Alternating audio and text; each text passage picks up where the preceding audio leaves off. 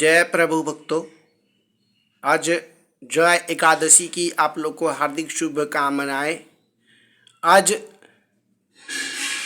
एकादशी है, जय एकादशी है, इसे भौम एकादशी भी कहते हैं। उसकी कथा आप लोग श्रवण करें। मैं आप लोगों को कथा सुनाने जा रहा हूँ। आज एकादशी महत्व का कथा सुनिए आप लोग। प्रेम चलो श्री हरि विष्णु भगवान की जय। माघ शुक्ल पक्ष की जया एकादशी व्रत पांडु नंदन भगवान श्री कृष्ण से हाथ जोड़कर नम्रता पूर्वक बोले कि हे नाथ, अब आप कृपया कर मुझसे माघ शुक्ल एकादशी का वर्णन कीजिए और इस व्रत के करने से क्या पुण्य फल होता है।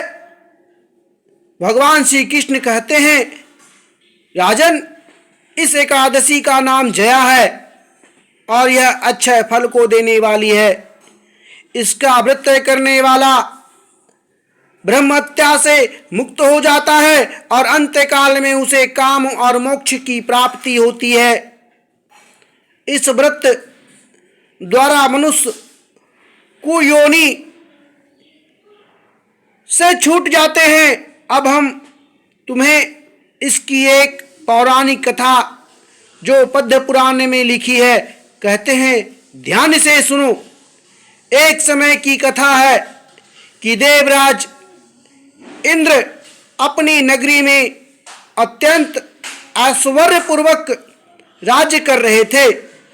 वहां के देवता सोमपान के प्रताप से हष्ट पुष्ट एवं सौंदर्य की खान बना रहे थे। अप्सराओं से युक्त पारिजात पुष्प से सुशोभित नंदन कानन में क्रीड़ा कर रहे थे। महाराज इंद्र ऐश्वर्य से परिपूर्ण अप्सराओं और गंधर्वों के साथ नाच और गान में उन्मत्त हो रहे थे। गंधर्व गान कर रहे थे, अप्सराएं नाच रही थी। गंधर्वों में अत्यंत विख्यात पुष्पदंत, उनके पुत्र चित्रसेन की स्त्री मालिनी का पुत्र माल्यवान, जो अत्यंत सुंदर और स्वरूपवान था, इत्यादि इत्यादि भी उपस्थित थे। माल्यवान के अत्यंत सुंदर स्वरूप अवलोकन कर पुष्पवती नामक एक अत्यंत रूपवती गंधर्व कन्या कामदेव की पीड़ा से व्यथित हो उठी। उनके सुंदर स्वरूप और हाव भाव एवं दिव्य कटाक्षों से माल्यवान के हृदय को व्यवस्थित एवं काम सक्त कर दिया।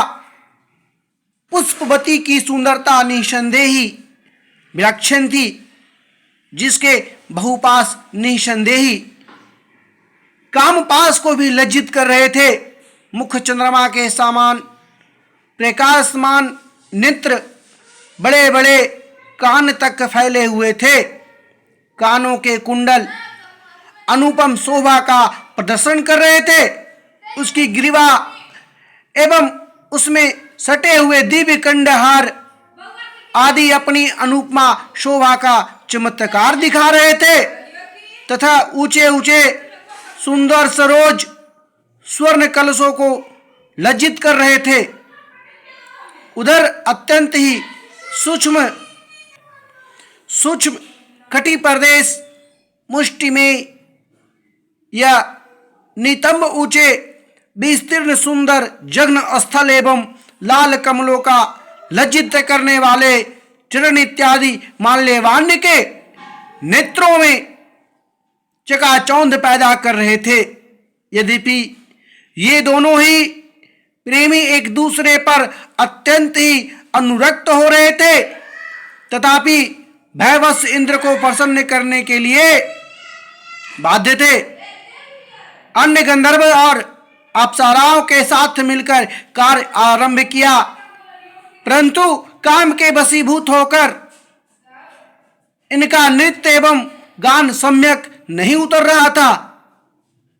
इनकी चेष्टाओं एवं भाव भंगिमा से चतुर देवराज इंद्र पर इनका अनुराग तत्काल ही प्रकट हो गया। इंद्र ने इनको अपना अपमान समझा और उन पर क्रोध प्रकट कर उन्हें दारुण श्राप दे डाला। इंद्र कहते हैं, ये मेरी आज्ञा का भंग करने वाला पापात्मा मूर्खो, तुम दोनों ही पिशाच हो जाओ और मृत्यु लोक में जाकर अपनी अपनी करने का फल भोगो। श्राप सुनकर दोनों ही दुखी हुए, परंतु अब क्या हो सकता था। दोनों ही हिमालय पर पिशाच हो अपना काल यापन करने लगे। इस दुख में पड़कर वे लोग अत्यंत ही व्याकुल और चिंतित हो उठे। उन्हें छत मात्र को भी निंद्रा नहीं आती थी। शीत और उष्ण के प्रभाव में पड़कर वे नाना प्रकार के कष्टों को भोगते और अपने अपने भाग्यों को कोस रहे थे। इस प्रकार अनेकों चिंताओं से व्याकुल हो वे अपने इस भयंकर जीवन से उब गए। एक दिन उन लोगों को खाने के लिए कुछ नहीं मिला और वे दोनों दिन भर भूखे ही रह गए। रात को चिंता एवं शीत के कारण नींद भी नहीं आई। दैव योग से वह ज्या नामक एकादशी का दिन था।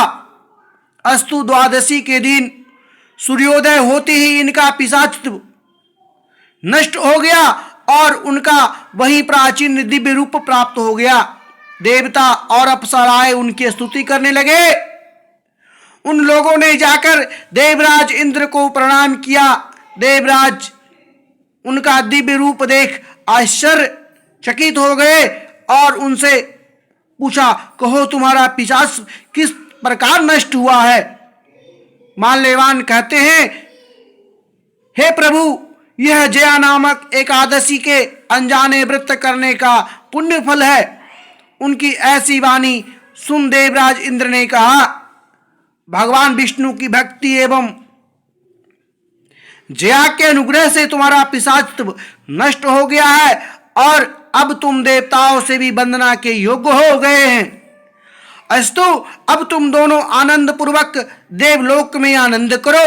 हे राजन, देखो कैसा प्रभाव दिखाया इस जया एकादशी व्रत के पुण्य फल ने। इसलिए इस जया एकादशी व्रत को अवश्य करना चाहिए, क्योंकि इनको यह व्रत अनेक अनुपम फलों का देने वाला है। भक्ति पूर्वक जया का व्रत करने वाला निसंदेही 100 वर्ष पर्यंत स्वर्ग में निवास करते हैं। इति रेवाखंडे जया एकादशी व्रत श्री हरि विष्णु भगवान की जय।